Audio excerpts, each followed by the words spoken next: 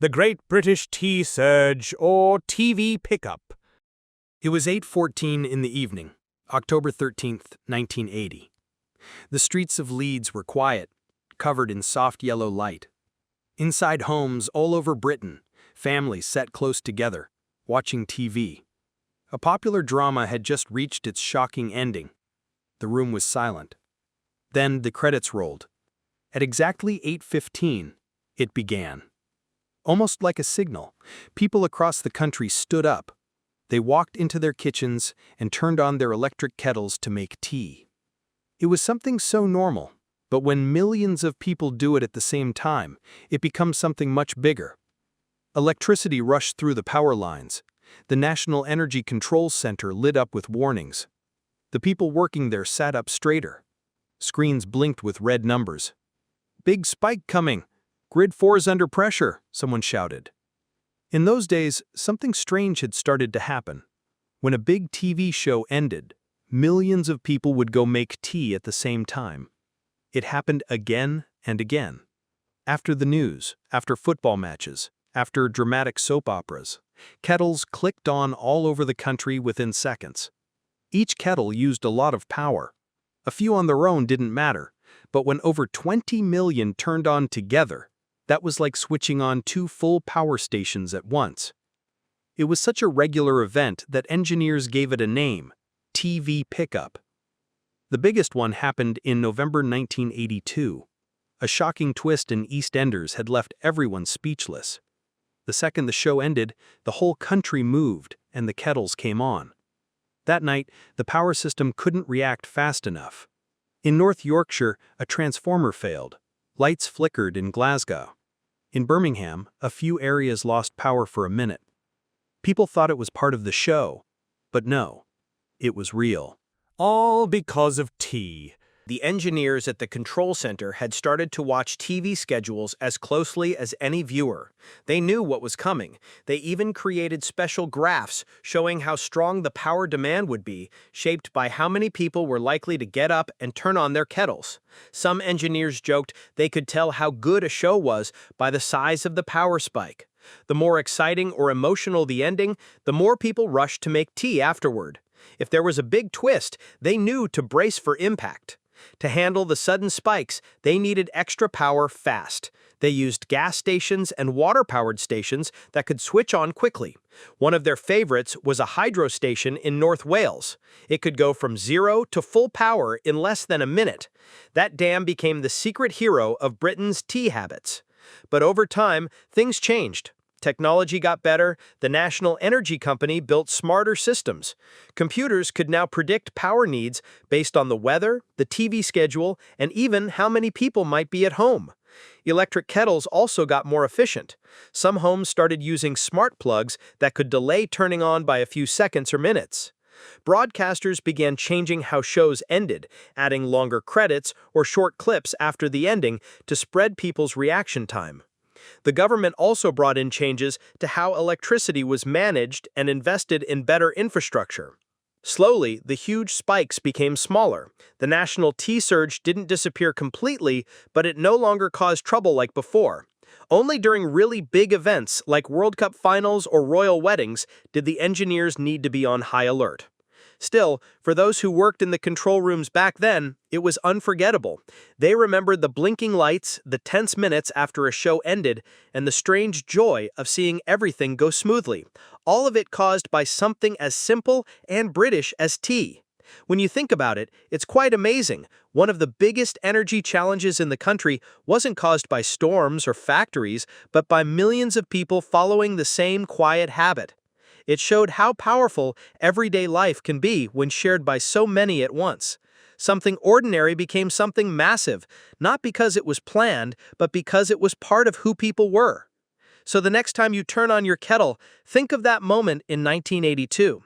Somewhere, an engineer was holding their breath, watching the numbers climb, and hoping the lights would stay on, all so the nation could enjoy their evening cup of tea. Life in Britain during the 1980s was very different from today. There were no smartphones, no internet, and no streaming.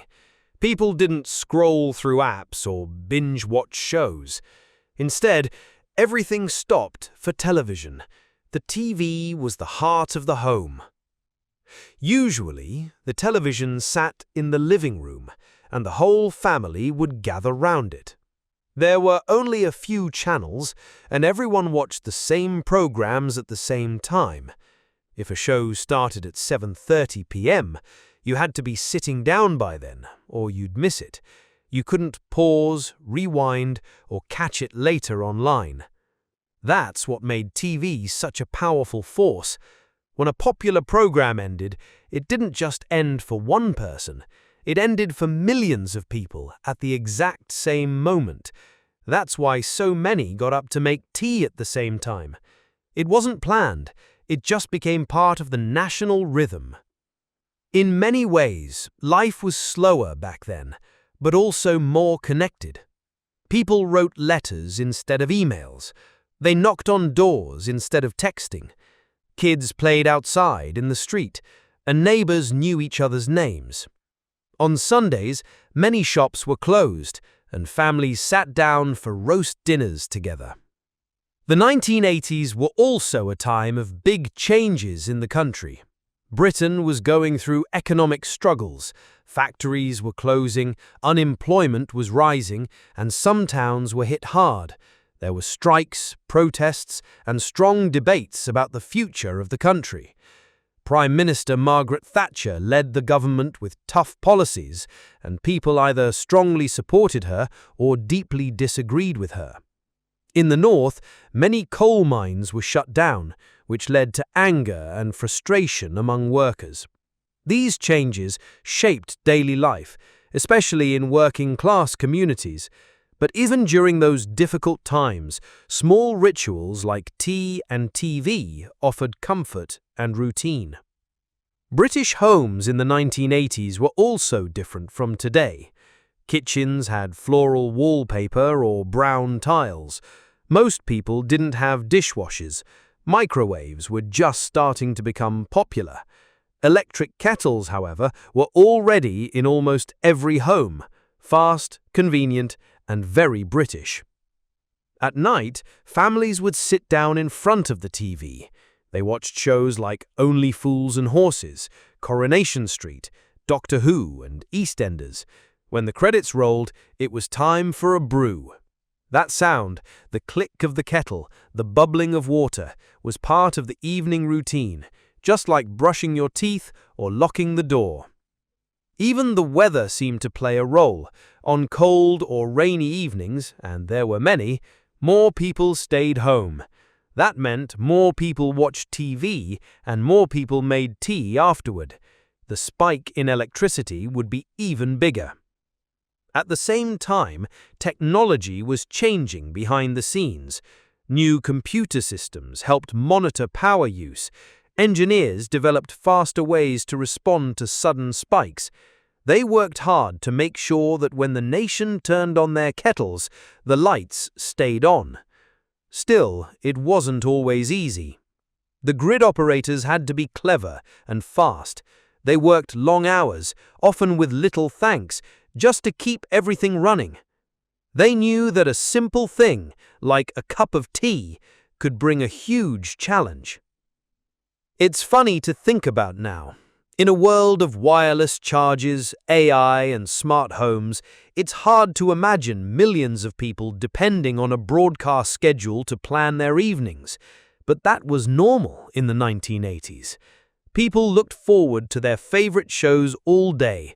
It gave them something to talk about at work, something to laugh or cry about, something to share. And when the show ended, the kettle went on. Even though the world was changing, with political battles, economic problems, and new technology, the simple traditions stayed strong. Tea brought comfort. It brought people together. It was the warm moment after drama, the pause after tension, the way to settle in before the night. Some say Britain in the 1980s was divided. Rich versus poor, North versus South, Labour versus Conservative. But for a few minutes each evening, the country acted as one, not in protest or politics, but in something quiet and deeply human, the need for a warm drink. And somewhere, far away from the homes in the kettles, engineers sat in their control rooms watching the numbers. They didn't see faces, but they saw the nation move together. They read the language of power, a language made of lights, dials, and charts, and they smiled, knowing it was time again, time for Britain to make its tea.